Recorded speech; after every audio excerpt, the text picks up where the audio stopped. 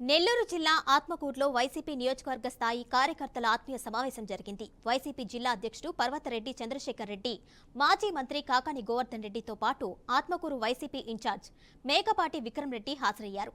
ఓటమి తర్వాత ప్రజల్లో ఆందోళన, బాధ ఉన్నమాట వాస్తవమే అని పార్టీ జిల్లా అధ్యక్షుడు పర్వతరెడ్డి చంద్రశేఖర్ రెడ్డి అన్నారు.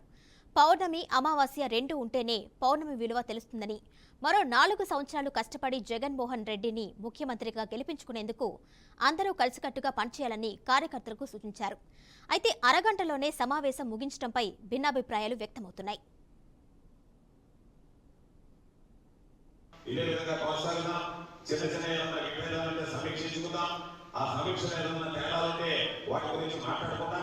వాటి వల్ల సమీక్షించేటువంటి వల్ల దొరకకుండా ఎటువంటి ఇబ్బంది లేకుండా అన్ని రకాలైనటువంటి చర్యలు తీసుకోవడం జరుగుతుంది అని చెప్పి మీ అందరికీ సందర్భంగా మనం చేస్తున్నాను. కాబట్టి వైఎస్ఆర్ కాంగ్రెస్ పార్టీ అంటే ఒక కుటుంబం లాగా మనందరం కలిసిమెలిసి ఉండాల్సినటువంటి వాళ్ళం, కలిసిమెలిసి ఉండబోయేటువంటి వాళ్ళం. అందుకే మరలా చెప్తున్నా, ఎక్కడన్నా చిన్నపాటి విధ్వంసాలు జరిగినా, ఎక్కడన్నా శంకుస్థాపన శిలాపాతాలు పగలగొట్టినా నేను మీ అందరికీ చెప్పేది ఒకే మాట, గుర్తుంచుకోండి. ఎవరైతే శిలాపాతాలు పగలగొట్టారో వాళ్ళు దీనికి మన వాళ్ళ చేతనే కట్టించేటువంటి దురదృష్టకరమైనటువంటి సంఘటనలో మనం కొన్ని అధికారం కోల్పోయాం. అన్ని రకాలైనటువంటి కార్యక్రమాలు మొదలు చేశాం. విక్రమ్ ఈ ప్రాంతానికి సంబంధించి దగ్గర నుండి అనేక రకాల